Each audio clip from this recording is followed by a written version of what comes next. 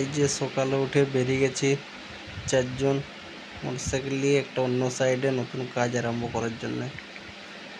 এই যে কাজটা দেখো, কাজটা টোটালি একটুকুনো সাইডে জায়গা নাই, একবারে প্লাস্টার করে আমাদেরকে উপরে তুলতে হবে, তারপর ছাদ ঢালতে হবে। কারণ সাইড থেকে কোনো প্লাস্টার করার সুবিধা নাই।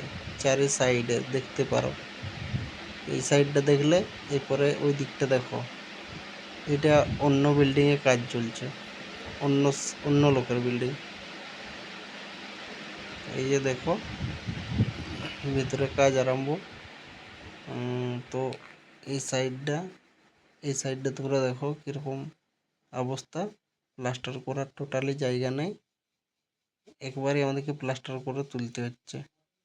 এরকম ভিডিও দেখার জন্যে সাথে থাকো, আমি আরও ভালো ভিডিও দেবো। কারণ এই ঘরের উপরে ডিজাইন